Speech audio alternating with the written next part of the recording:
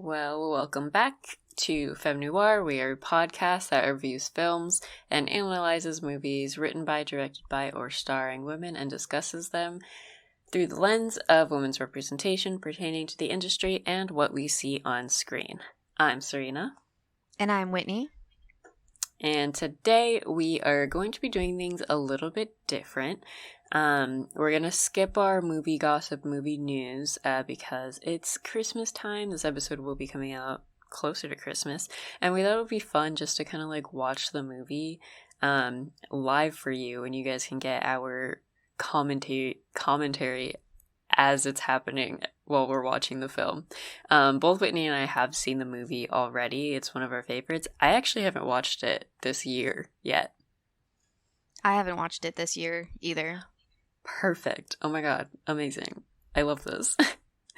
Okay, so we're both going to be watching it the first time of the year. Amazing. We have our spiked drinks. Mm-hmm. So we'll see how that goes throughout. Yeah, and then if you're a patron with us on Patreon, you'll actually be able to watch this video. Congratulations. And you will probably also be able to see the movie as we're watching it with us. If not, you guys should be patrons and head on over to Patreon so that you can get in on this wonderful content, because we will be making this a more regular thing in the new year. So yeah, we're going to be watching The Holiday, and I'm so excited. Like, I think I wanted to talk about this for a while, but as we all know, Vic doesn't really like rom-coms or like romance movies. So now that we have Whitney as a host, it's like the perfect opportunity, because now we get to talk about like rom-coms and not have to like fight the fact that we don't like them. Oh, and I'm not love forcing. rom-coms. I'm not like torturing Vic by making her watch. By making them watch. Instead you torture rom-com. me by making me watch horror movies. That's true. Yeah. But it's worth it. So, yeah, if it means I get to watch more rom-coms. So yeah, more content. Mm-hmm. All right, so I'm gonna go ahead. You know what? I think we should play FMF though. You know, that'd be so fun. All right, yeah, we're totally gonna do that. But let's get started with the movie. Oh my god, I literally love this movie so much.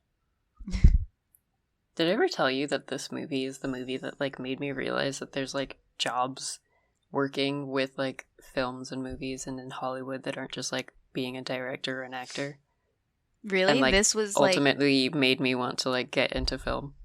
Oh my gosh, that's really cute and adorable. Like this is what like opened up, I guess, Hollywood for you. Yeah, and like nobody else cared. Like, it's when I first realized that being a screenwriter like was like a thing, because the guy, the old man, was like a screenwriter and he was talking about it. Like, nobody else watched this movie and was like, I learned so much about the Hollywood industry. Like, no one except for me, apparently. Yeah. What opened up Hollywood for me was I absolutely loved reading. And for school, I had to read a book that was just so terrible that in 6th grade, I decided I could write a better book, and then proceeded to write a better book. And from there, I'm like, this is amazing. I'm such a good writer at age 11. This is what I want to do with my life. So I wanted to be a writer. And then I met a friend, and her brother was working as an assistant director in Hollywood. And I asked him questions about it, and it just seemed absolutely amazing. I had never had any interest to work in Hollywood, especially because when people talk about Hollywood, it's either acting or directing. Mm-hmm. And I knew I didn't want to be an actress. And I pretty much knew directing really wasn't a route that I wanted to go either. It just seemed like too much. But then when he heard that I wanted Wallach. To be... Huh? His name is Eli Wallach.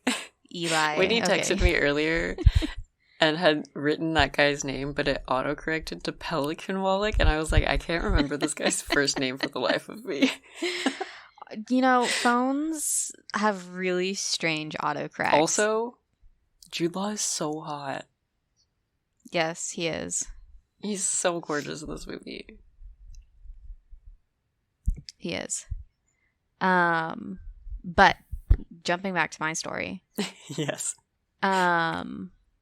He knew, my friend's brother knew that I wanted to be a writer, and he had seen how much I was interested in Hollywood. And so he told me about screenwriting. He's just like, you can write movies, right? Like, you don't just have to write books. And my tiny little 6th grade mind was blown. I just, like, it never occurred to me until that moment that people had to write movies. And I knew that was what I wanted to do. And here I am. That's so like 20 funny. years later. Maybe not that long. Because mine was similar to that. I was like, oh, I like English and like books and writing and whatnot. I was interested in doing that. And so I had ended up seeing this movie at the same time when I was in high school. And I was like debating and like I was really thinking about like what I wanted to do, because I was like either photography or film. And then I was like, screenwriting? Oh my God, that's literally what I was looking for. Yeah. In the long run, I definitely like screenwriting more than book writing. Oh yeah, me too. Yeah, and I think it's just immensely easier. I find it interesting that a lot of people, especially in my screenwriting classes, like they're the kind of writers that have a hard time like cutting things out, whereas I'm like, I hate adding in unnecessary like information. Yeah. So like I kind of already had that thing where it was like, okay, I only need to write like what's going to be seen. Like I don't need to explain the backstory. Like that doesn't matter right now to the script or like who's going to be doing these things. So that part was like literally so freeing for me.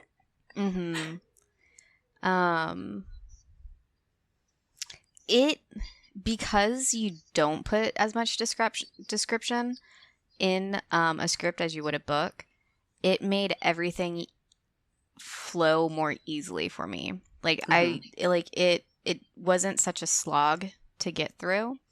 I could write down ideas as soon as I came up with them for me.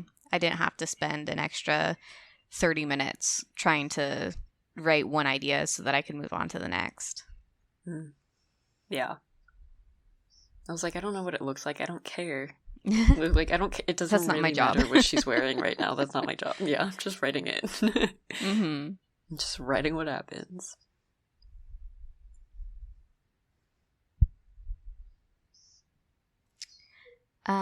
Before we start, I'm going to read out the plot. Just for those who haven't seen the movie yet, or just forget what it's about. The Holiday is about two women troubled with guy problems swapping homes in each other's countries, where they each meet a local guy and fall in love. Directed and written by Nancy Meyers, starring Kate Winslet, Cameron Diaz, Jude Law, and Jack Black.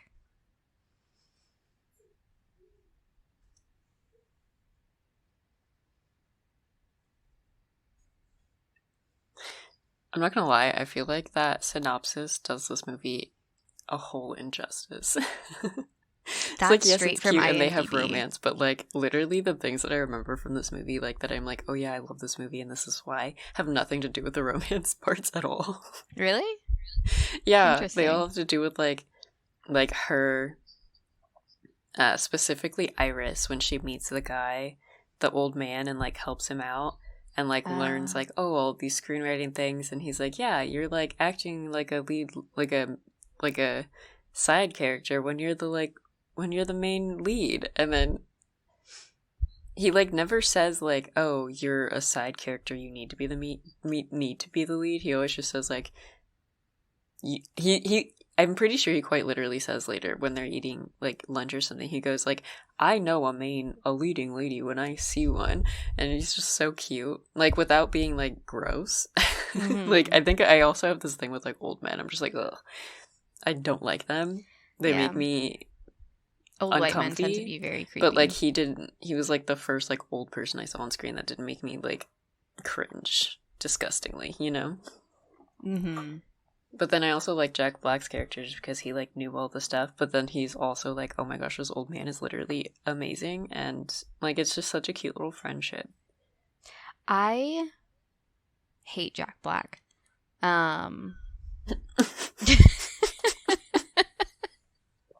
That's so strong, Whitney. It is. I dislike very few actors. He's at the top of my list.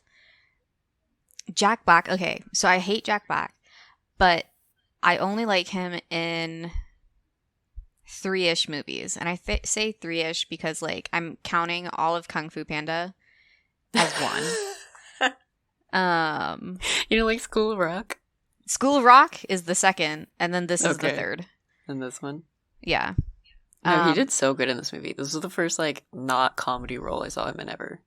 Yeah, he does really well in not just comedy roles. Like, each of those films has comedy elements to them, but they're not, like, solely comedy. And when he gets to show his range, that's when I like his work. Yeah. Funnily enough, another actor, I only dislike 2 other actors. One is Will Ferrell, and the other is Jim Carrey. And those are so. All 3 of these are so controversial. I know, it's just those are beloved people. I also don't like Jim Carrey that much, though. It's their acting style. It's their comedic acting style. When they get to show their range, when I get to see them act in more dramas or in like a more just dramatic fashion, that's when I appreciate them. That's when I can really see their talent. When they're just doing their comedic acting, they're essentially just playing the same character. It's not so much them playing their movie's character. It's them playing themselves, playing that character. Mm. Can we go back to Eli Wallach being an absolute dick? Yeah. Because the scene just happened where he announces his engagement, and she has to write, like, Iris has to write the thing about them getting married and for the paper, and I was like, bro, I can't believe that right before that, he literally was, like, hanging out with her and being like, oh my god, you're so sexy, and a Christmas gift for you. He didn't even have a freaking Christmas gift. Like, he really showed up empty-handed and then said, oh yeah, also, I'm not even gonna tell you that I'm getting engaged to the girl I was cheating on you with, cheating on her with. I don't even know. That's so ass. And she had to find out in front of everybody? Bro. I absolutely love how they introduced Cameron Diaz's character in this movie. Absolutely brilliant, in my opinion. It's definitely one of my favorite character introductions. I quote this scene so often. Which part? So, just, I don't know why, but some of the things she says, like, the way she says them was so, like, it just sticks in my head. Oh, this is a scene I quote a lot. Where she's like, I don't think you ever really loved me. In fact, I think you like the idea of you and me together, but I don't think you actually loved me. I think the like upper balcony on the ground. I think when she's on the balcony, that's one of my favorite parts right here. Also, what an interesting thing to give one of your main characters. That she can't cry. Like, she's just, like, emotionally blocked. I don't know if I like that. Like, it feels like it's a little, like, too pick-me girl. Like, I'm not like other girls. I'm different. I love him. The gardener. He's just, like, watching the don't say it, dude. Through his tea spill, yeah.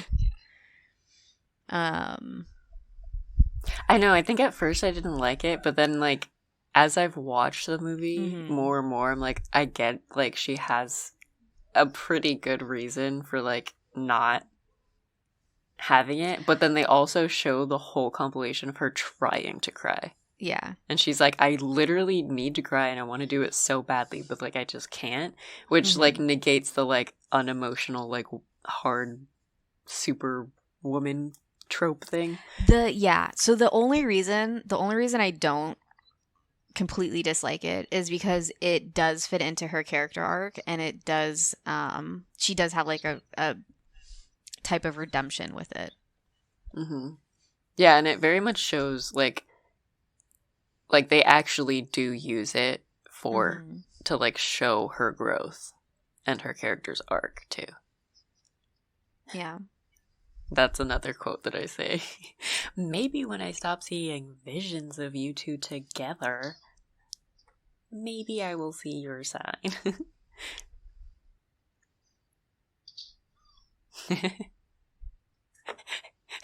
He goes, is this a bad time? And she goes, no, what's up? She says, oh, okay. I like this is also when I started paying attention to movie trailers because of this movie. Because I was like, that's one of my favorite things about this movie that they do with her character too, is that all of her thoughts and inner dialogue, I guess, that she would have, like, either in like external, like saying it or like talking to herself or talking to other people, she has as like just, they literally just insert like a movie trailer as her thoughts and have the trailer voice guy narrating what her inner thought process is. Yeah. I was like, wait, that's so funny.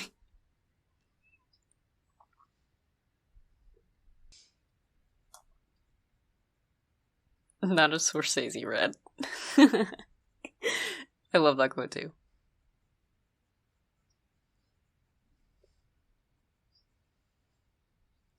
I don't know why the subtitles are so ahead. Oh, it's fine.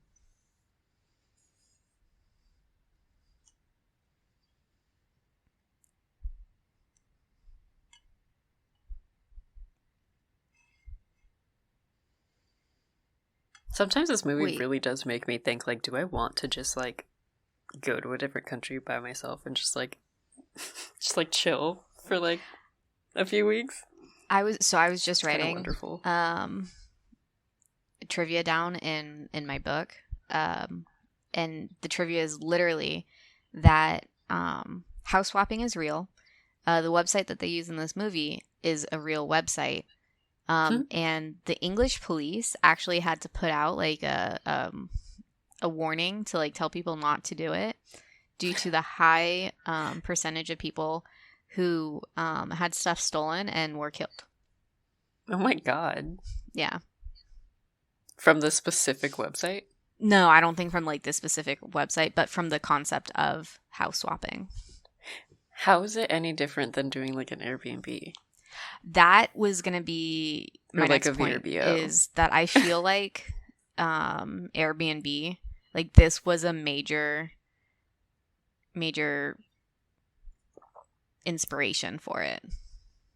I love how she types into Google like quotation vacation spots. Like that's such an outdated way to Google something. When you actually use the quotes to make it like, I'm looking for these specific words. And her trying to cry.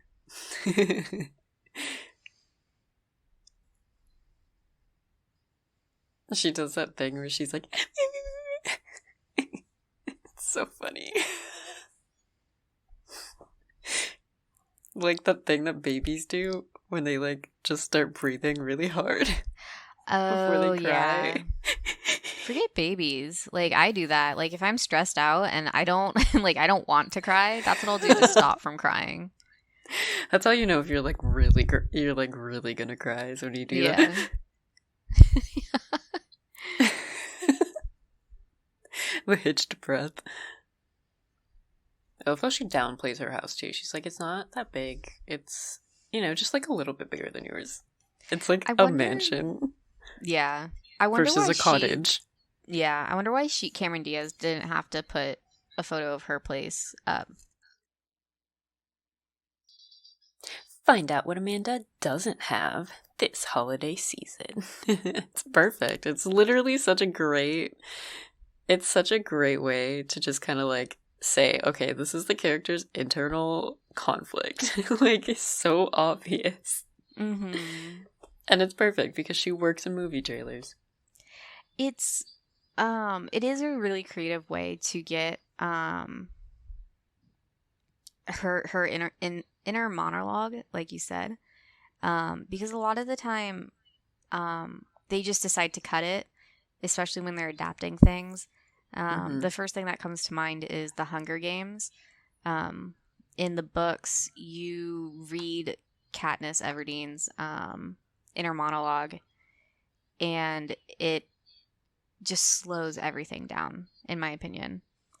But it's so much better than someone narrating. I hate narrations. Yeah.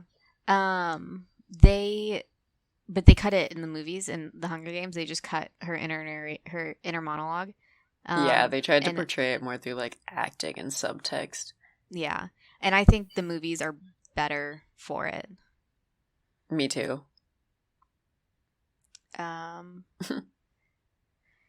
Like, perfect example of a movie that does it really bad off the top of my head, Twilight.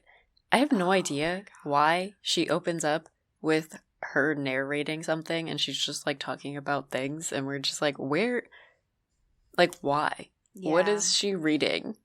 Nobody knows. There's just a random moment of like internal dialogue. She's just talking and we don't even know why, and the whole movie starts, and then at the end she's narrating again, but like we aren't introduced as to like what the narration is. Like, it's not like she's writing a book or a movie or talking to somebody.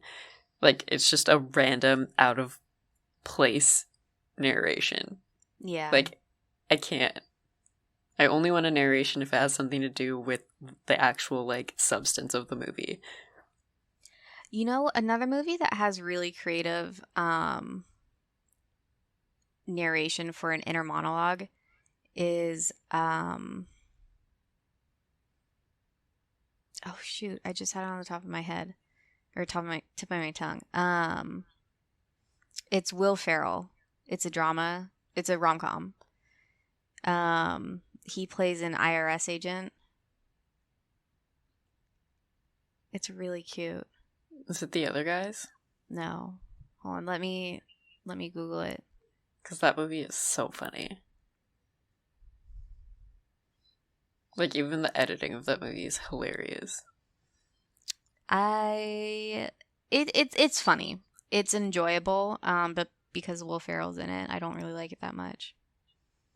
She has a very valid reaction to seeing this TV in this movie, in these movies. She has a very valid reaction to seeing this huge LA mansion. Like, if I walked in and they had that, like, just library of DVDs and like a DVD player and a giant TV, my reaction would also be over the top excited.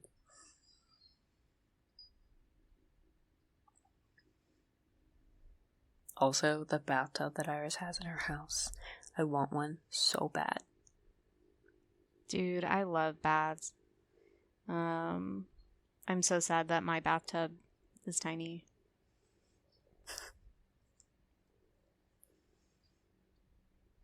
I wonder if that was ad-libbed. When she sees the dress and the thing, every time she does that in the scene, and I see it, I'm like, was that an ad-lib? Like, was that not supposed to be there? And they're just like, we're like, yeah, it's fine if you say that. So the movie I'm thinking of is Stranger Than Fiction. Oh my gosh. Yeah. Throwback. Yeah. That one is good. This movie is the reason I know that most other countries drive on the left side of the road instead of the right. Until this movie, I didn't know that people drove on the opposite side as America. So this movie, technically the first time I watched it was actually when I was living in Japan, and I was, like 5th grade, I think, and someone else had like put it on, and I was like totally not paying attention to this movie at all. she's just like, she's just picking out food randomly and actively drinking wine. She had an open bottle of wine in the store. And she's checking out, and she's just kind of like, and they don't even say anything. Like, everyone just like she drives back that way. Oh fuck, she does.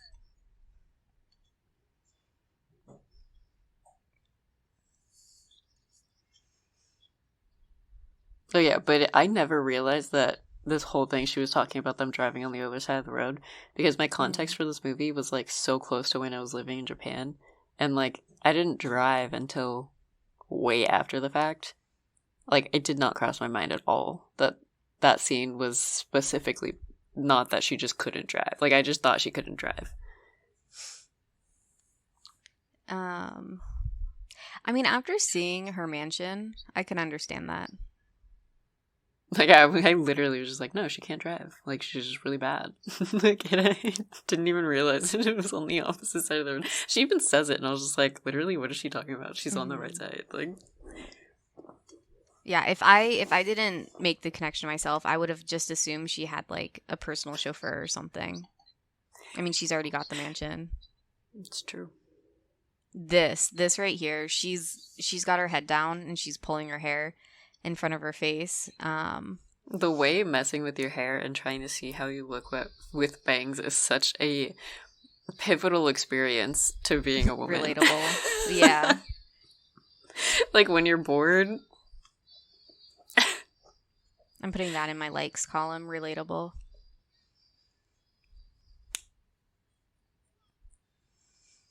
Also, I learned from commentary, one of the movies that Cameron Diaz is in, that she has like a thing where if they can do it in the movie, she always wants to do at least one dance scene. Not because she's good at dancing, but because it's fun. Yeah. And so now every time I watch a movie, I'm like, does she have a crazy, like, just little, like, dance scene that she does? Because she does it in, like, almost every single movie she's in. Like, most of them, she has one.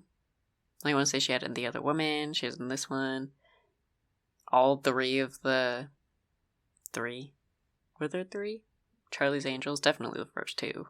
If there aren't more than that. I don't know if there's three. I love little tidbits like that, though, where you kind of, like, get to see, and so I want it, like, I call it, like, the contract of actors, because usually you hear about that stuff with musicians, and the reason musicians put, like, really crazy things in their contracts, like, I only want green M&Ms in my dressing room, or no one over 6 feet can talk to me, like really weird shit like that, is they put that in their contract because there was this I think it was a classic rock band who in their contract stated that because they were using pyrotechnics in their show, there needed to be a safety test done before the show, and the people working the venue lied and said, oh yeah, you know, we did do it, and then the stage caught on fire and there was this huge incident, right? And so after that band specifically put I think they said that they don't want brown M&Ms in their dressing room. Like, they want M&Ms, but they want all the brown M&Ms taken out. And if they didn't see that in their dressing room, then they knew that the venue didn't properly read their contract. So for a lot of artists, it became more of like a safety thing than anything else. But for like actors like this, there's certainly probably like safety things that they put into their own contracts. But like something like dancing isn't going to be a safety thing. Like, that's just something for her own fun, something that she likes to do, something that would make filming more enjoyable for her. This right here, real quick, where Jack Black the does Santa Ana whole, scene. Like, yeah, I love that the Santa Ana's become eyelash. a character in this movie. Yeah, because I'm pretty sure, like, the way that they shoot after this scene, he says the whole thing about the Santa Ana's blowing and, like, all bets are off, anything can happen. He leaves, she, like, feels the wind a little bit more, and they do kind of like a tree leaf like shot thing. But I'm fairly certain they do a second, like a callback to that a little bit later on, like a little bit closer to like the completion of her arc. But it was just like, wait, that's awesome. Yeah. And it's like it's done very subtly, because like it's one of those things where you could just miss it and think that it's just one of those like transitional like scenery things, but it's like very much a part of the story.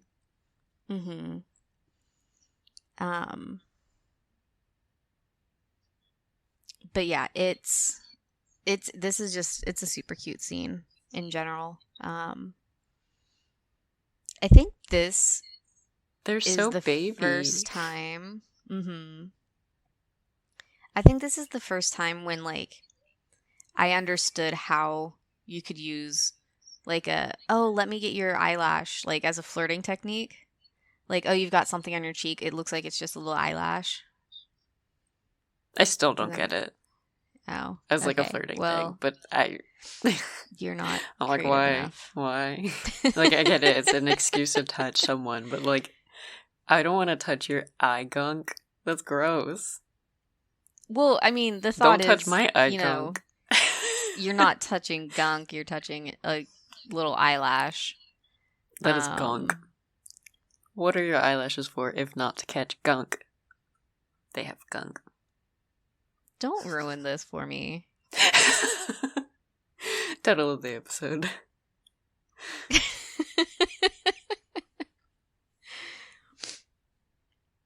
Blackout curtains on every single window. Yes. Nice. Amazing.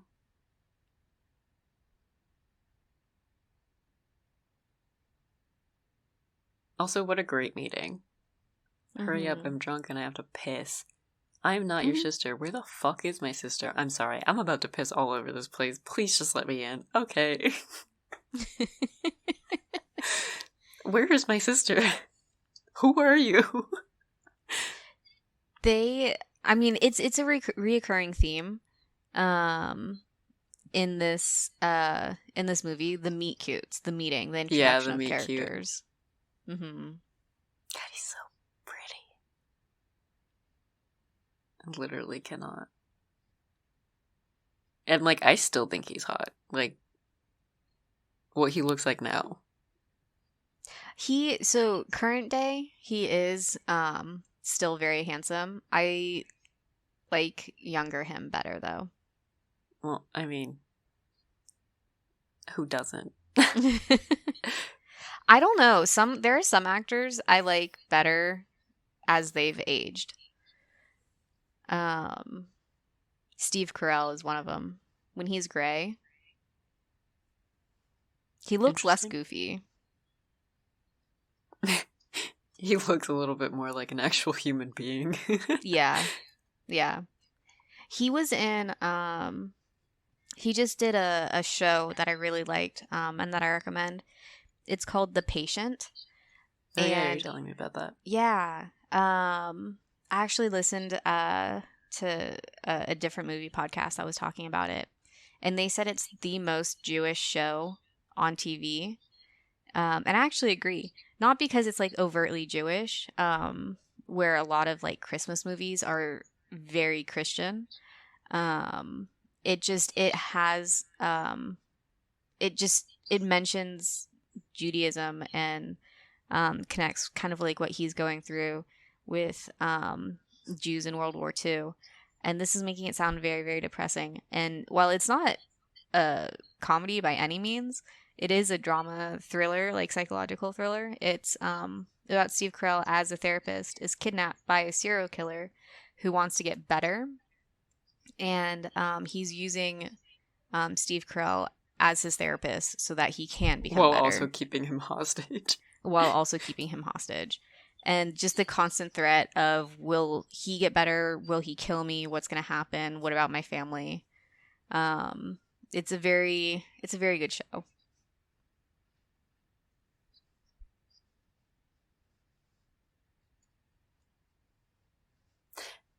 Jude Law couldn't show up at anybody's door and ruin their night. Mm-hmm.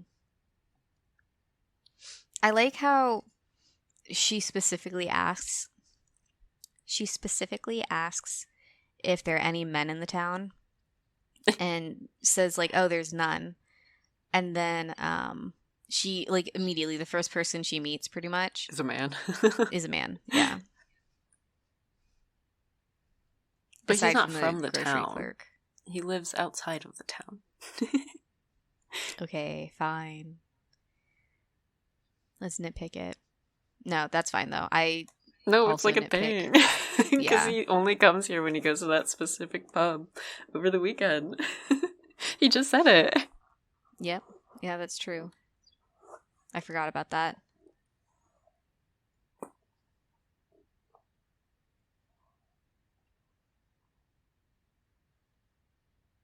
I wish they had shown us more wine drunk Cameron Diaz. Because wine drunk hits you different than drunk. It does. I don't know why. I'm assuming something in the wine. I love everything about the scene. Like, it's so cute. Except for when he's like, close your eyes. And he, like, kisses her eyelids. Like, why? Why are we doing this? I don't get the appeal. Like, what on earth would possess anybody just to do that? Like, that's so fucking weird. When you accidentally kiss someone goodnight.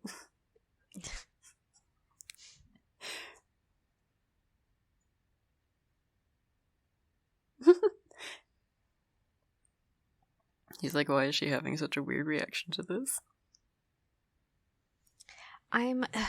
There's a term for what they're doing. The forced empathy, not empathy. The connection. I just forget what it's called.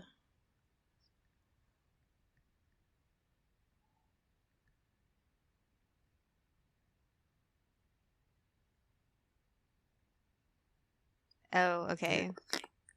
Yeah, that is You know what weird. I'm talking? That's weird. Yeah. It's when weird. I don't remember. I didn't remember that how he had kissed her eyes. But yeah. It's supposed to be like a sweet and tender moment. That. Yeah. It's also a very funny, like conversation of, like, consent to have. Like, where they actually show them asking for consent, like, on screen, because that isn't a very common thing. That's true. But, like, the way they do it here is so funny. She's like, I think we should have sex, if you're down.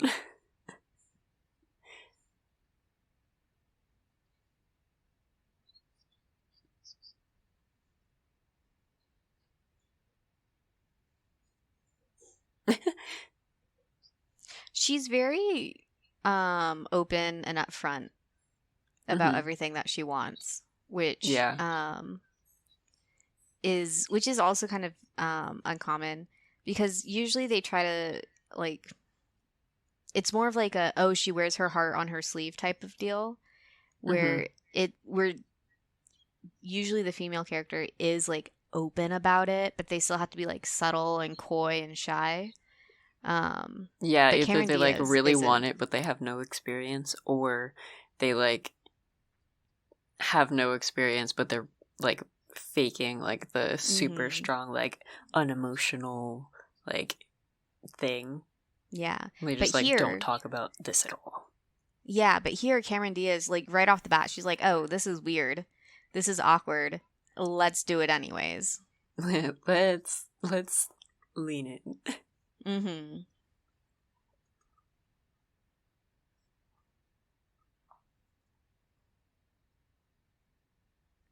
This is this kind of, like, hints at another trope that I really like. So my favorite trope is enemies to lovers. Another one of my favorite tropes, though, is there was just one bed. The one bed trope. Oh, yeah. And so, like, I don't know if he stayed on the couch. Because I don't know if they ever mention if there's a guest room in this house or not. But I think it's so funny when she's like trying to figure out the coffee maker and he's like, "Do you need help?" And she's like, "I don't think I'm doing this right at all." He like plugs it in. But I like that he only plugs it in. He doesn't help with the rest of it. I mean, to her He's benefit, so she probably only has like a $3,000 espresso machine that you can't unplug. Also, who unplugs their coffee machine? A lot of people do. Those Why? are some of the most energy sucking like electronics. Your coffee machine, your fridge, your TV. What? Mm-hmm. Toasters. You'd save a lot of money if you unplug them when you're not using them. What about my kettle? Like, I don't have a coffee machine, but I have a kettle. I don't know. Interesting. I normally just unplug things and there's those little strips that you like stick on the wall that have like a little like opening so that you can stick like the cord in there and it'll just stay on the wall so you aren't like trying to find it behind the toaster or whatever. Mm-hmm. What's funny is that he says things in his life are complicated, but anytime a man has ever said that to me, I've already kind of picked up on that fact. And by the time they say, okay, so you've probably noticed that like things are a little like complicated, I'm already like, dude, everything you've done is such a red flag. Yeah. Like in the terms of like you were quite literally like trying to find someone to be your like emotional like stronghold. Like maybe like he's looking for a therapist, literally, not a girlfriend. And I'm just like, I don't like that. I'm not trying to do that. Yeah. I don't want to be just an insert mother figure, but also like that's not healthy either. So like you should go to therapy.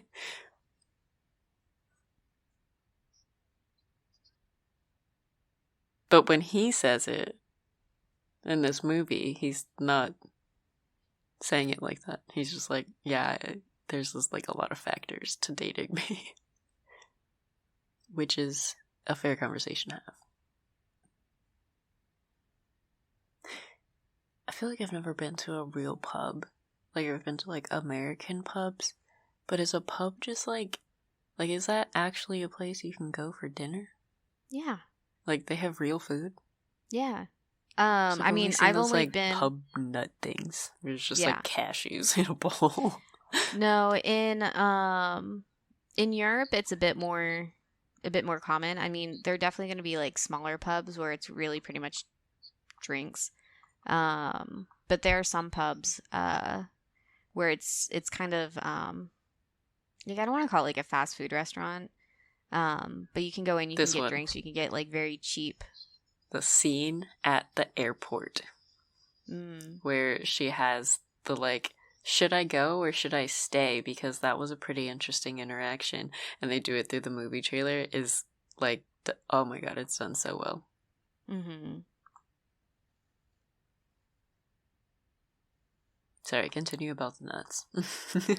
Oh, I mean, that was pretty much it. Just, okay.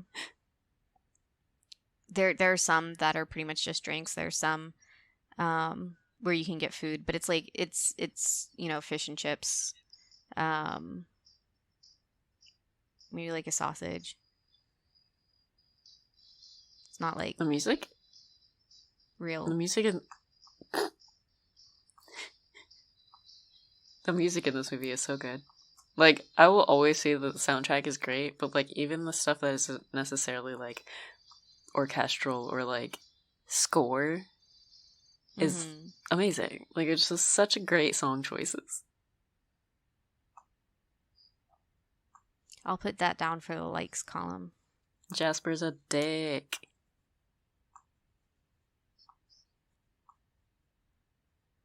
Hey, I know I totally snubbed you at at our holiday party, where I didn't tell you that I was getting engaged, didn't bring a present, and then you had to find out in front of everybody, and I broke your heart.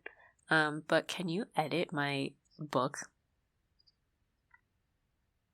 Literally, no. What? Mm-hmm. Jesus. Not to mention, she's on Christmas vacation. Vacation. Sorry to bother you on your vacation. And, like, what's so important that it couldn't wait until she got back?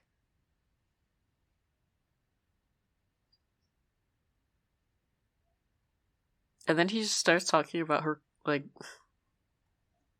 being sexy. Like, seriously? Mm-hmm. Like, mans, that's not what you called. Don't tell me what to do. He says, have some fun. I will not.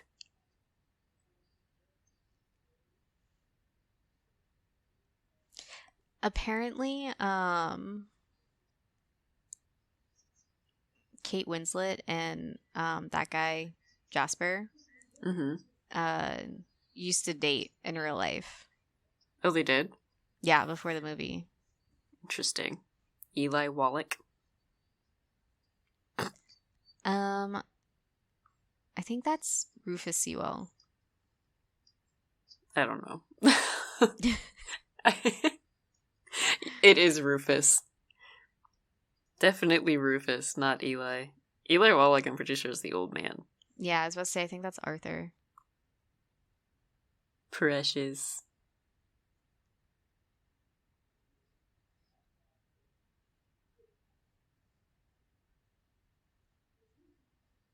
There we go. Eli Wallach. He's so precious. Mm-hmm.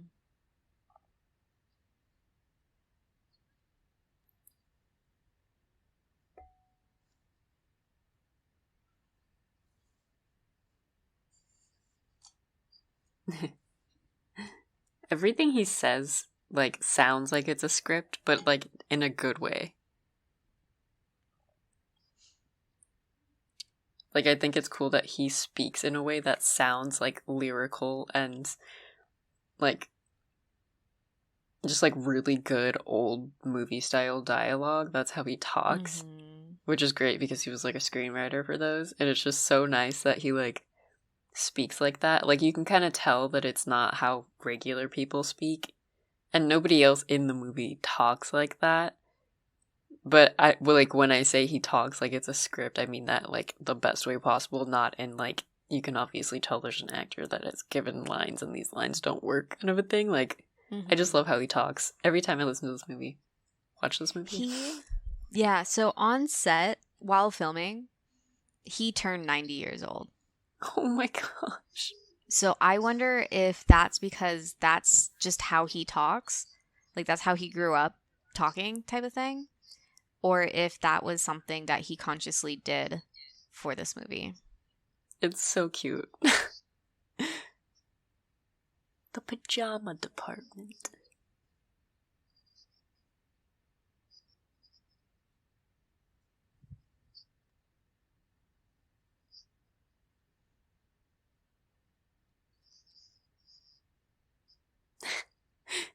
Like that line right there, where he says they look at each other, and that's the meet cute. Except this isn't nearly that cute. The, like, play on words, like, the... I mean, it's still a pretty cute even, way like, for the syllables. These two characters to meet.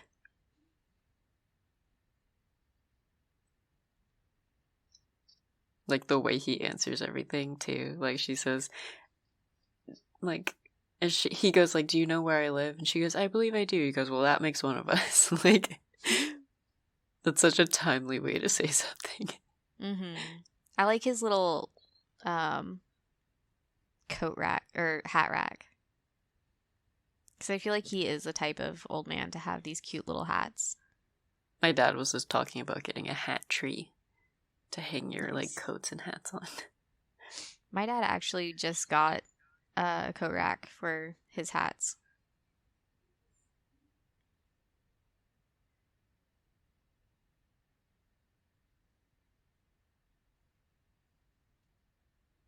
And I even like that after the scene when she's leaving, they like play on the damsel in distress thing of like, she's not a damsel in distress. Mm-hmm. That's not how Technically, he this is. friendship like comes. Yeah, he says like, thanks for rescuing me.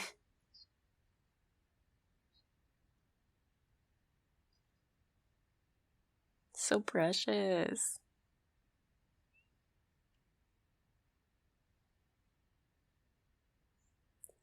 I like that even though they're supposed to be like contrasts. That's not the right word that I'm looking for, but foils? Essentially Iris and oh god. What's Cameron Diaz's character's name? I just forgot. Cameron Diaz. Cameron Diaz and Kate Winslet, their characters in this movie are supposed maybe foils. They're supposed to be each other's like foils.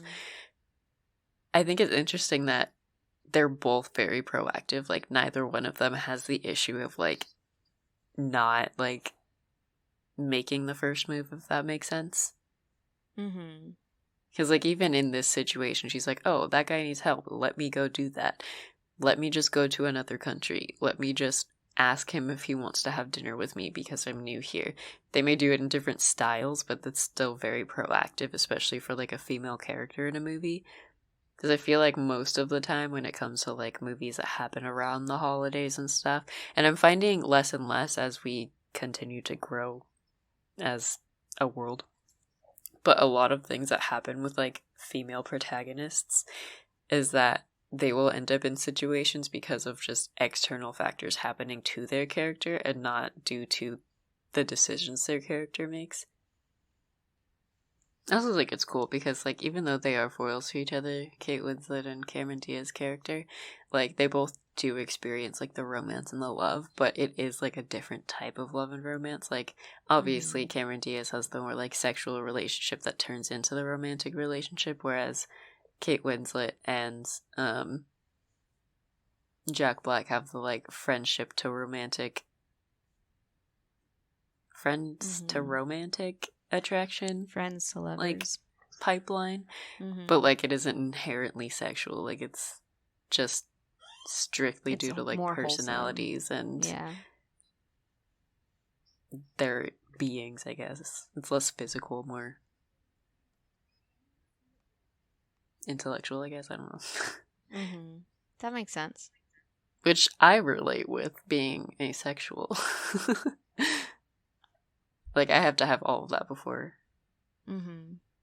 I'm sexually attracted to you.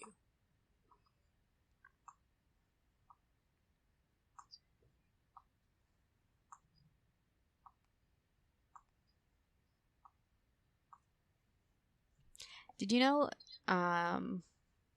Jude Law actually had to be, like, told to smile more on set? That's hilarious.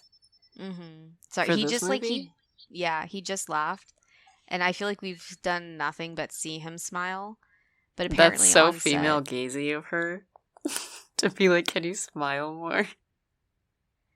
Well, apparently, just like in between takes, he was just so solemn. Like that was just kind of like that's just who like he is. His resting face was just kind of sad. Mm-hmm. He does have like a sad face. That's kind of funny though. Because, like, you wouldn't think that just smiling would be the more attractive thing to do. But, like, there was that one TikTok where it was, like, that one dude that, like, would look a certain way and then he would, like, change his demeanor and people were like, OMG, female gaze. And we're like, it's not really female gaze. It's, like, catered towards women, but it's still male gazy. Like, female gaze is the like, hand flex, like, the, like, oh, he smiled at me when I said this thing. Like, it's the more, like, reactive things. So, I know in this instance, it's a female director telling a male actor to smile more because it makes him look essentially prettier and more approachable. But to me, like, that, because of how the phrase specifically, you should smile more, is such, like, a catcall, essentially, to women. It feels like telling someone to smile more is just very male gazy. But then with that TikTok, what that was about was just like a person's body language is more female gazy, like showing that they're open, they're non-threatening, that they're friendly. Those are very subtle type of body language movements that women are more likely to pick up on, and that's why we would like them more. Whereas a guy kind of needs,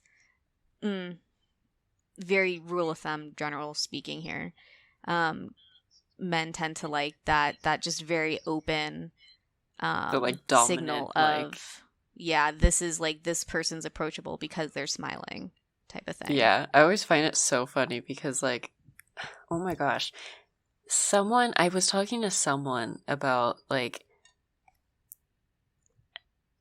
basically like when you go out like with your friends and you're like, oh yeah, like some people are always like, oh, I want like the girl to make the first move, or like I want the guy to make the first move, or like I'm completely oblivious, I would never know you're like making a move, like kind of a thing. And this one guy was like, I think it's so weird when like girls come up to me because I feel like every time they hit on me like how I would a girl. And I was like, so they're hitting on you like how they get hit on?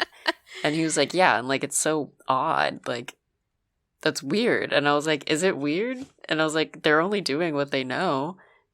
Yeah. Which is why I was like, yeah, it's a male gazy way to like present yourself, because if men are coming at you and that's how they expect you to like, that's what they expect for you to like find attractive, you could only assume that is what they find attractive because they're doing it. Whereas that's not the case. It's a performance because they're actually trying to show other men that they can get a girl. Like none of the like flirtatious things that any dude is doing when he goes to pick up a girl in a bar, like all of the things he physically does with his body and like motions, those are things that he's doing because other men told him to do it, and he's doing it as performance to show off his masculinity, not to you, the girl, to every other man in the room. Well, I mean, it goes back to you know, the golden rule: treat others as you want them to treat you. And it's just kind of like, if you don't like it, then why do you think the girl likes it? Like, if it's weird for you, it's definitely weird for the girl. Like, interesting. I was like, when I was watching, I think it was my friend Diego, and I brought it up because I was like, that's so funny, because he had watched the movie Hard Candy, and basically the like character is like a struggle between this guy and this girl, and the girl's younger, and she's like, oh, this guy's been like grooming me, and like he wants to have sex with me, and like he's basically trying to like take advantage of like an underage girl.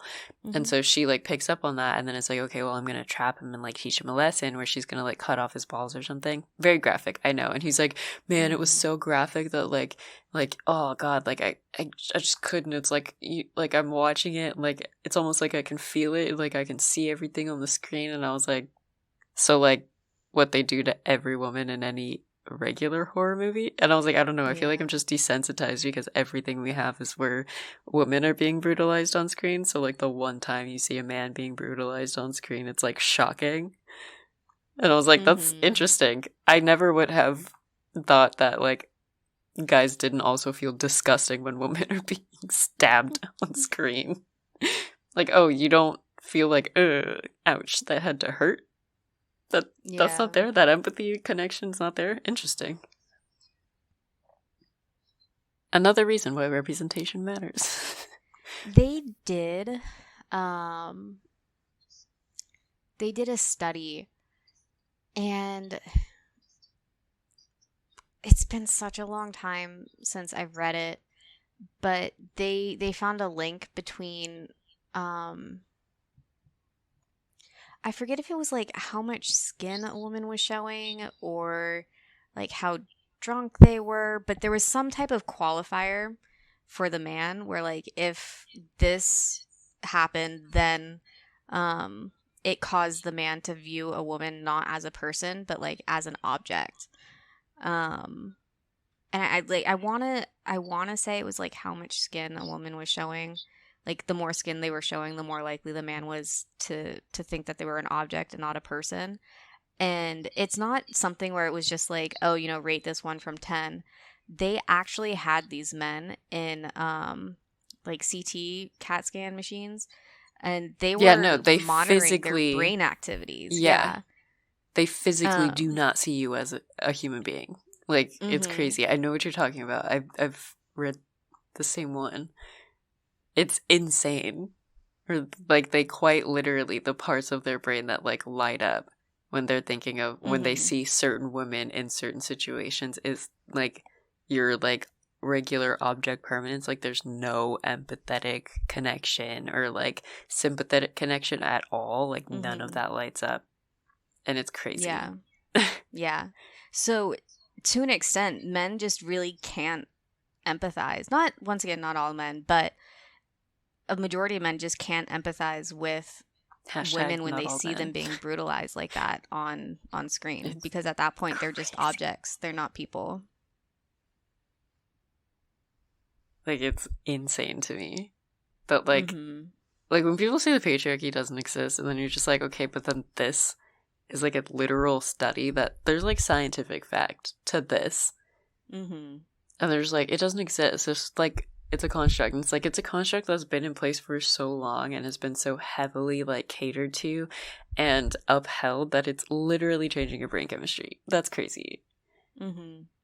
If I'm able to find that article, I'll try to post it on Discord. As an incentive for our followers to follow us on Patreon, follow us and donate to Patreon so that they can get access to that Discord. And honestly, a fascinating article. This is the callback. This is the scene when he's leaving the Hanukkah party. With the Santa Ana. With the Santa Anas. He says, like, don't blow away. She says, don't blow away. But then she looks up, and it's, like, the trees, and that's, like, the literal turning point of the movie. Quite literally, because this is when she has her third movie trailer, I believe, narrative. That changes. It's the turning point. It's so good. I can't believe people just shut up at other people's houses in this day and age. That's crazy. I would never. The one time a man can say that he's daddy and it's not disgusting. So we get the iconic scene, Mr. Napkin Head. Honestly, that was improvised. Some of his finest acting. All improvisation. I did not know that was improv, and that, like, when I said that was some of his finest acting, I literally was still processing that you just said that was improv. Oh my god. That makes what I said even more valid. Wow. Oh my god, I do that to kids, little kids, when they just, like, do random cute things, and I'll say thank you. I'm pretty sure I got it from this movie. When he does that, I was like, that's so cute. She, like, kisses him. He's like, oh, thank you for that. And she goes, you're welcome, and, like, walks away. I've literally had a kid do that to me once. I was, like, tying his shoe, and I guess just because of how it was, like, positioned in front of him, his instinct was just to kiss my forehead. And I was like, nice. Thanks. He was, like, 4. I like how Cameron Diaz takes it all in stride. Amanda, Jesus Christ. Why have I like, have not been able to process her character's name. I think because, like, she's just Cameron Diaz. Like, although she's not, like, she does I know a very probably good what she's job. not like in real life, but yeah. Yeah, she does a very good job acting. It's not so much like it's Cameron Diaz playing a character. Like, in the movie, she very much is the character, but at the same time, you know, there's still a part of you who... They're, like, indistinguishable from her. Yeah. You're not remembering Amanda as the character. You're remembering Cameron Diaz as the character. Do they ever mention what happened to the mom? I forget. She died. That should be obvious because, let's be honest, he's a widower. Or, well, I guess, so she walks into the door and she goes, "Tell me real fast, are you married?" And then the kids come in and she's like, okay, well, I can't just like ask them that. So she spells divorce. She mouth spells divorced, and he spells widower. When she calls you out for wanting to date after saying it was complicated. It's also why I like this character too. Or just like in general, the characters of this movie. It's like they're not dumb and they don't like just take. Like, they don't just take what they're given. Like, even Iris, as she's dealing with Jasper and all of the things, is like, you have pages for me? Like, why are you talking about my bikini? Like, oh, you don't have the present on you right now, of course. Like, she's aware that she's being dumb. Yeah. Which is why it's so frustrating for her and for everyone else. Because, like, we also, like, when we do that, we know. We're like, why did I do that? Immediately after. The thing that I like about Jude Law in this movie is it feels like it's one of the more realistic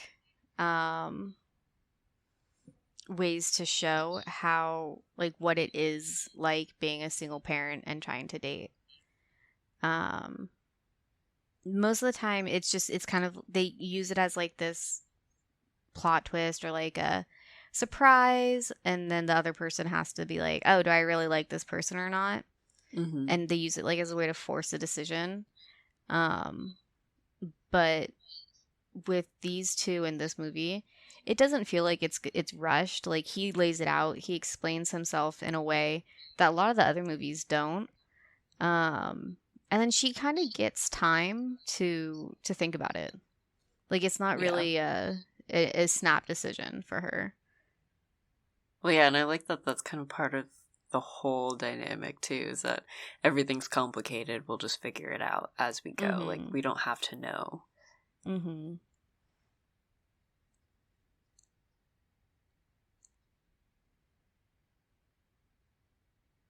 still mad we didn't get to see his cow.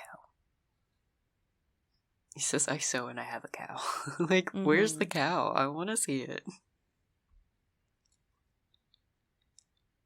They would have had to get an animal handler for that. Actually, no, they probably already have one because Kate Winslet's dog. I forgot about that dog. Yeah, I think love they that did Kate too. Winslet's character makes friends with literally every single person in LA that she like meets. Yeah. So cute. I like that everything he says about the movie industry is still accurate. And honestly, after pandemic, it's like worse. You can't even, like, the box office isn't even exactly a really good way to tell if your movie's a success or not.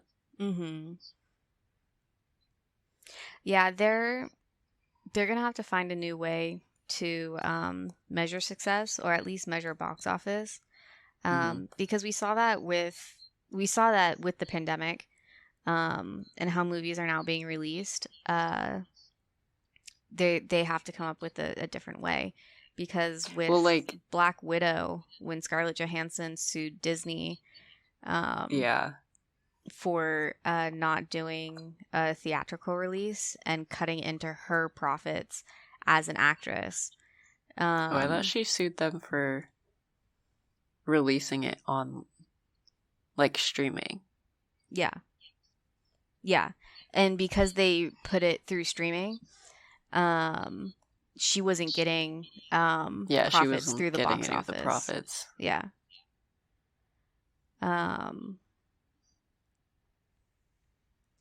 And technically, I think that was a breach in contract. They settled though. They basically settled, said like, we're still going to stream it, and you will get like a percentage or whatever. Because, I mean, that was quite literally, like, an unprecedented, like, thing. Like, people weren't releasing movies in theaters and streaming them at the same time. I mean, Hollywood has always talked about this as an issue. Now that streaming is available, people are going to the movies less. Why would you go to the movies? when you can stream it just as easily at home. You're more comfortable. And then you're working at a private. movie theater, you know that like movie theater has to be an experience rather than just going to see a movie. Yeah. Well, the pandemic forced the issue for at least a year. Yeah. And now that everything is fairly reopened, and people are, everything is reopened, and people are somewhat more comfortable sitting in a large room with a bunch of other people. Movie theaters are slowly coming back, but at this point, it's just a waiting game to see if they fully come back or not. And even before the pandemic, because of streaming, because of pirating, because of the ease of being able to see things at home and, in your own living room, when you can stop and pause, take time to yourself. And I think it is, in a way, like, it is more accessible technically to a larger audience of people. Because, like, some people don't live next to a movie theater or, like, have, like, transportation or have theaters near them that show the movies that they want to see. And so, like, it is technically or more they just don't have the time to just for carve people out. that have, like, internet access. But, like, yeah, it's weird.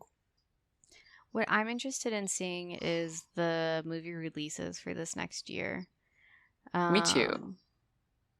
Because theoretically, because people had so much time to work on scripts and improve them, we should be getting some really good movies. But the problem with that is you can write a really good movies, but the studio producers, the executives, are pretty much it's guaranteed that they're gonna get in there and change things when it's actually being filmed. Well, like, Superman isn't gonna be Henry Cavill. You mean The Witcher? No, Superman. As of today. But also what? The Witcher. Yeah. Wait, no. Okay, I know about The Witcher. Tell me about Superman. He, like, posted on his thing, was like, yeah, I just had a meeting with, like, James Gunn. James Gunn is writing a Superman movie, and Henry Cavill is not Superman anymore. I'm okay with that. But also, weird choice. Right? Man, I miss going to movie stores. I loved going to Blockbuster. I think that this is still a valid thing to do and, like, go and do. Because, like, I do this at home. Me and my brother sometimes will just go on Netflix and, like, Amazon and look at the movies that are, like, playing, read the synopsis, and then, like, add it to a list of, like, yes, I do want to watch this. And, like, we don't watch any movies. We just sit there and look at the movie, like, titles and the synopsis. Like, that's literally it. Like, we're basically doing what we used to do in Blockbuster, but a little bit less fun. Yeah. Oh, this scene is heartbreaking. But going back to the Blockbuster scene, they had to remove all of Kate Winslet and Jack Black's films right before they started filming. From the Blockbuster? Yeah. That's so funny.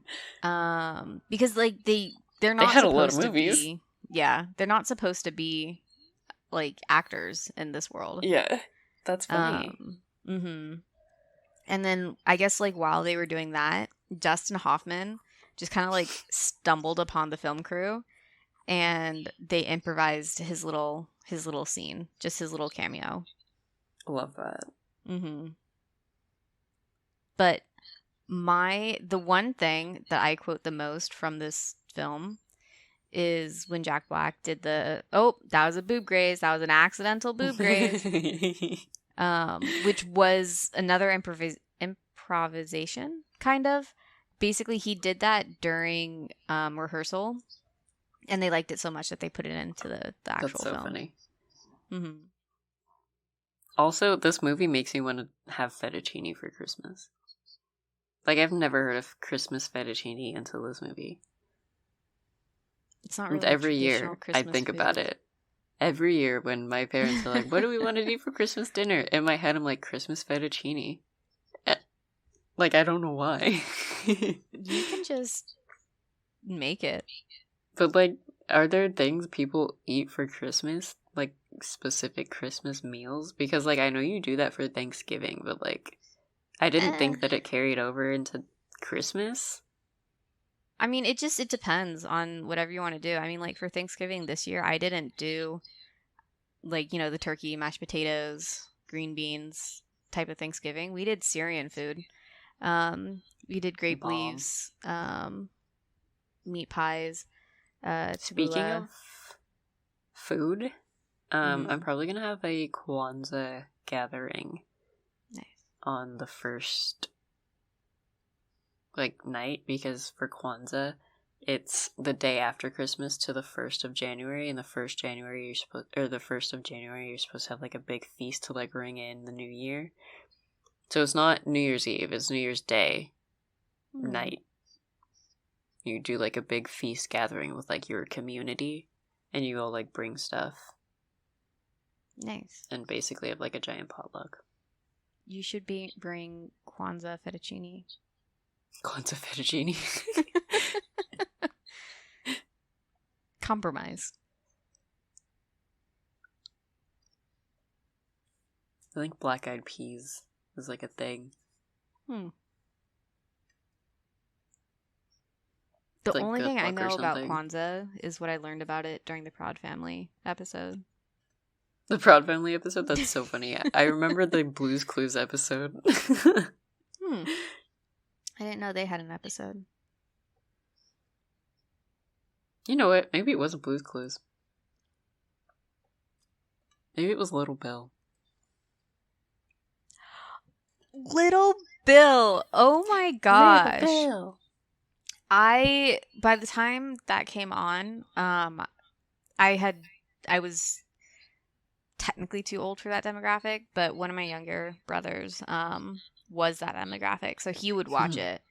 And, you know, because we had, like, one TV, we, you know, one person got to pick what everyone else watched. So I didn't watch a lot of Little Bill, but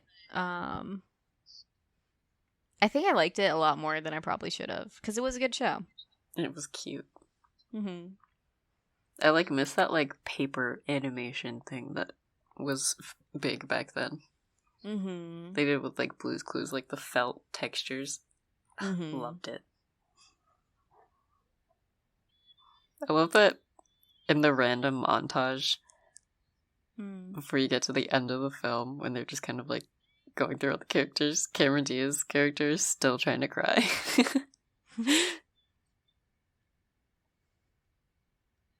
She's literally just walking, just, like, on the side of the road, just, like, trying to cry.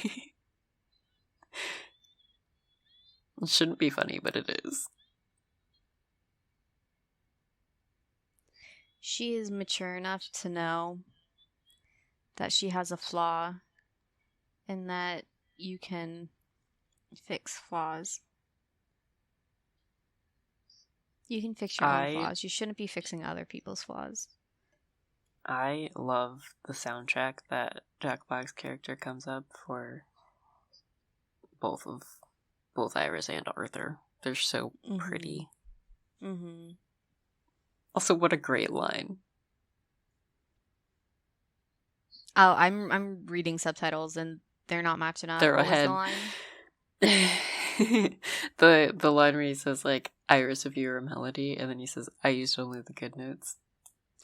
Oh my god. That's a good line. That's probably one of my favorite lines in the film. That and the Boob Grays one.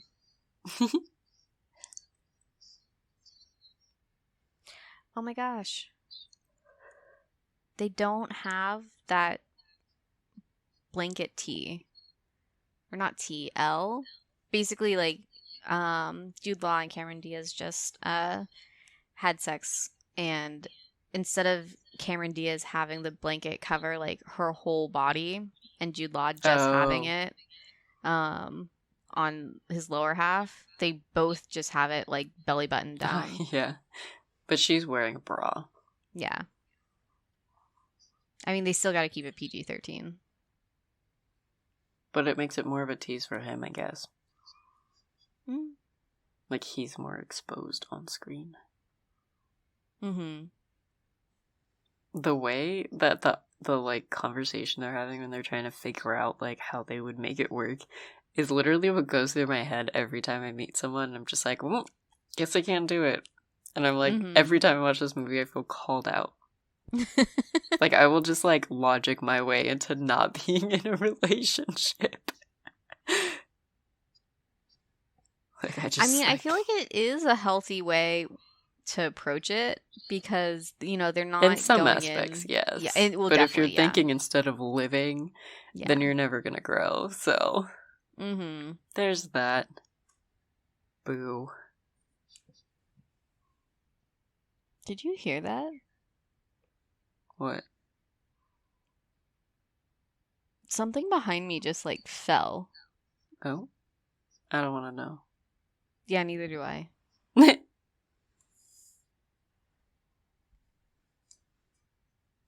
Maybe the idea of it's more exciting than it might actually be. Yikes. Literally every time. I'll, like, go on a date and I'll be like, this was good, and then I'll have that thought, and I'm like, do I actually, or am I just... And then... For one moment, I thought you were still talking about the thing that had fallen behind me.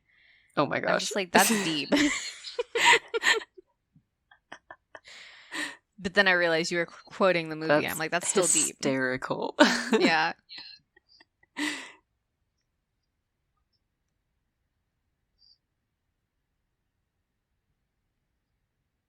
$3 for the price of $1. Dad and his 2 daughters.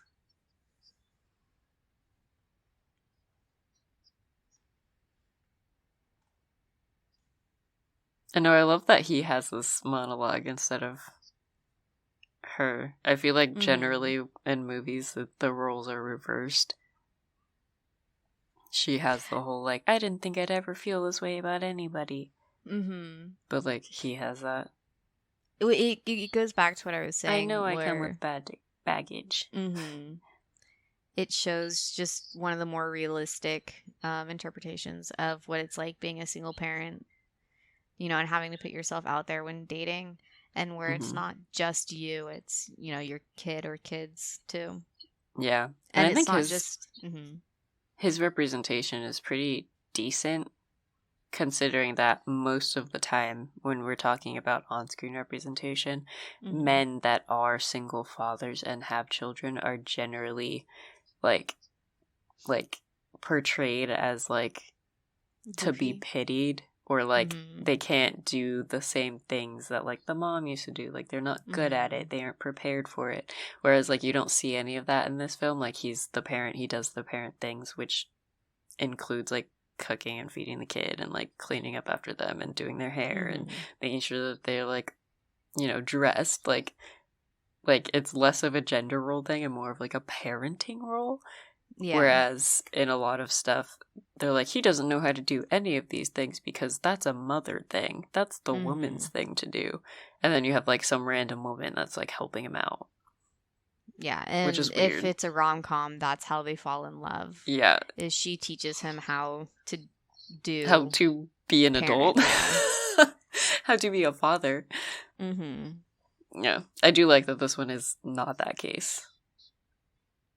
I'm not gonna lie, the part where he's like, I have to get down to this area, like, in LA, and then back to this place on time, and he's, like, freaking out because he's, like, not sure if he's gonna be able to do it, is so real. It takes far too long to get from point A to point B. Like, let anywhere in LA, in, like, that area. Like, it's ridiculous. I thought this was romantic. Why did this man show up? Yeah. I used to think that like, was romantic, dude, because like, you know, it's you're chasing after the one who got away type of thing, where like he came to his senses and realized his mistake. I hate this guy. Yeah. Well, and they play into that. Like, like, oh, it is a romantic moment. Like, stereotypically, this is the part where she gets like the the guy. moment. Yeah. Yeah. But then they subvert that in just a couple minutes. Yeah. That's great. Because he's literally such a douchebag. Mm-hmm. Like, he's literally only there because he doesn't want to just, like, actually settle down and marry someone. He wants to make sure he's got his side chick on lock. I know. He's just feeding his ego. I quote this line a lot, too. Square peg, round hole. Mm-hmm. I've, like, said that out loud and people are like, what? Mm-hmm. And I'm well, like, that's in so many different films. Is that where you specifically are getting it? Is this where you specifically are getting it from? Yeah, I've never heard it in anywhere else. I have heard it a lot. But I do quote how she says it specifically.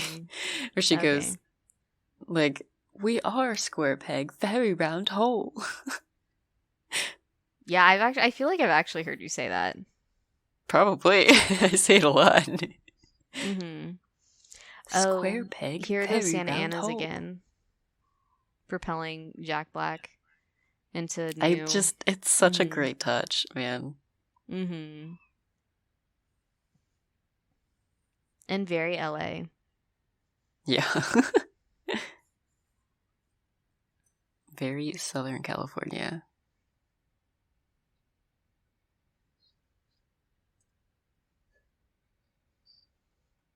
I love that she has that moment of like, wait, what? Like, what are you doing here? Why are you here? Yeah. And she just like doesn't even answer any of the questions she asks. No, because he's a jerk. He said, you're still engaged. And she's like, are you serious? Here we go. Here's the line. I love. She goes, wait, I need to turn the lights on. Mm-hmm. Get rid of this romantic lighting. Very square peg, very round hole. Shine light on the situation. You've never treated me right.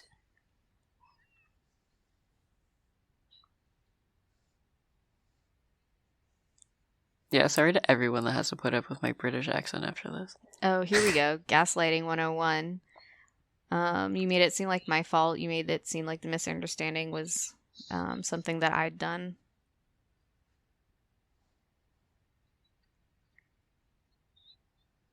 Meanwhile, he's stringing her along. Yes. Yes, it does entitle you to say, girl, say it. This twisted, toxic thing between us is finally finished. That's such a good line. Mm-hmm. I've got a life to start living. And you're not gonna be in it. So good. That's up there. In my top favorite quotes for this movie. There's like far too many good lines in this film. Mm-hmm. It is very quotable. For me, though, what I think that I've got is movie... something slightly resembling gumption. Mm-hmm. Snaps. My top quotable movie is Mean Girls. 10 Things I Hate About You. Ooh, shit. Actually... Oh, no. I legitimately thought that's what you were going to say. I'm sad you didn't say that. Well, 10 Things I Hate About You is my favorite movie. It's my all-time favorite movie. So I think it's just natural that I quote it all the time. That is a very quotable movie, though. It is. And we also need to do an episode on it. We shall. Maybe we'll live watch that one, too. I love that. Arthur's so precious. He got her a corsage. Mm-hmm. I think because of this, so right here, she's like, I love corny. I need more corny in my life. I could use a little bit of corny in my life. Mm-hmm. He says that's a good line. I'm like, that's the least best line of this whole movie. No, it's not. That's one of that's also on my list of favorite quotes. Nah, but I that's think a it's corny like line. Okay, fine. I'm not going to finish my thought then. Because the next thought directly related to how I live my life due to that line. So, rude. I think this is my favorite scene in the whole movie. When Arthur finally accepts his award. And he sees all the people. I love the score. Mm-hmm. It's so good. This is one of those movies where I actually do, like, I have downloaded the, like, soundtrack and score and will, like, just let it play. Nice. Like, it's so good. The first movie I did that for, you're gonna laugh. Brother Bear. Phil Collins popped off on that one, though. I also have that one. Mm-hmm. I bought that on CD. I liked it so much. It's a good one. It's a good one. Oh, but I love this when he just hops up the stairs because with his soundtrack. Yeah. So because he realizes, that, you know, like, I don't want to say like old is just a state of mind, but that, you know, he does still have a lot of life in him, and he just needed to be reminded of that. It's so good. Mm-hmm. Which is typically another female character arc in movies. Mm-hmm. Is, you know, a woman has such potential to do so much, but just doesn't know it until she's reminded of the fact. So he takes on that, the damsel in distress, the highly really potential character. They're like, I'll help you get prepared for this thing. Mm-hmm. You should do it. I'm gonna get you out of your shell. But while she's doing it, she isn't being the manic pixie dream girl. Mm-hmm. Mm-hmm. Which, if you want to see Kate Winslet do manic pixie dream girl, then watch Eternal Sunshine of the Spotless Mind. With similarly disliked actor Jim Carrey. Yeah. Not as charming as Jack Black in this one. True. Honestly, when she comes back and he's in his sister's house just sobbing, he looks so pitiful, but like in an adorable way. He's a very broody actor. He's so sad. But that is like a certain thing he does very well. Because I remember seeing him do it in Captain Marvel. He there's like one scene where he like has this face, and like that's that face that he does. Mm-hmm. I can't describe it any other way. Sorry. Yeah, I don't know if you noticed it. Yeah, I don't know if you noticed it, but when they kissed, like Cameron Diaz was like holding on, like she was grabbing his neck. Like when she took her hand away, she's like tiny. You saw her hand imprint on his neck. I just noticed that for the first time. Like his neck changed colors because of her grip. Was it his grip? Was it her grip? Is it the fact that it could be cold? I don't know. I think it's this scene. I don't know if it's this scene or if it was that first scene when she's walking to the cottage.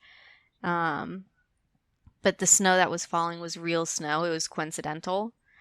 And they just used it to make it just super aesthetic and cute. I like that she gets the running montage scene. Mm-hmm. Where she gets to like dramatically run and be like, no, I do love you. We should try this. Like, very much in the role that a man would normally play. But I do think that it's funny because she's also the one that had the flight to catch. So, like, there isn't really a reason to run. Other than she just wants it to start really, like, as soon as possible. And I think she says that. But it is funny to me that, like, she's the one that had the deadline that would have been like, oh, we have to go. Mm-hmm. But she sprints the literal opposite direction. Here we go, the completion of her character arc. Now that she knows how to cry. She's no longer emotionally blocked. The omniscient narrator voice. Welcome back. Mm-hmm. Running montage in the snow in heels. Yeah, right. There's some people that have like a really annoying like movie run. Cameron Diaz is not one of those people. She has such a cute run. Mm-hmm. She does. And I like when she like stops to take a breath and then continues, but she has to move her arms even harder. Mm-hmm. That's so relatable. So it's instances like this here, because like you said, like she's running in heels in snow. It's movie moments like this where I'm not great at it, I'm not terrible, learned how to run in heels. Yeah, I have also. Mainly because of the theater. Yeah. Part of it was necessity. Part of it was I wanted to be you like a train heroine yourself, who you're could like, I run in want to heels. do this. Yeah. Part of it was just Oh to my not god, get he murdered. looks so sad. Look how sad he looks. We love a sad boy. I want him bawling. I'm kidding. Oh my god. Okay, so the subtitles, because they're ahead of the actual movie, all it said was, "It sounds perfect," as he's bawling and wiping tears away. He cries so pretty. Mm-hmm. Like, it's upsetting. I do like that we get to see all of the characters together for the end. Well, it's nice to not have to worry about, because I love seeing consequences, which sounds, like very negative connotation in this aspect. In that aspect, just like, oh, like what are the consequences? But the consequences in this movie of like, oh, what happens with their relationship, like what happens where they go on a vacation to get over their love, but they end up falling in love, is that, they stay in love, but they also become friends with each other, and that has to have a better word than consequences. I just can't figure out what it is. Result, maybe? I don't know. I was very caught up in their dancing. She's got 2 dance scenes in this movie. Cameron Diaz. Perfect. All right. Well, fuck, marry, friend zone. That is the end of the movie. FMF.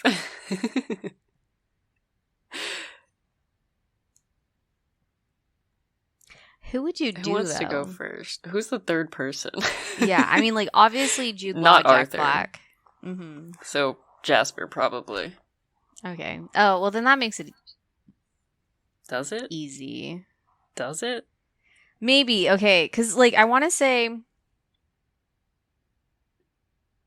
just fuck Jasper, right? Because one done, get him out of there. Never have to see him again. On that one.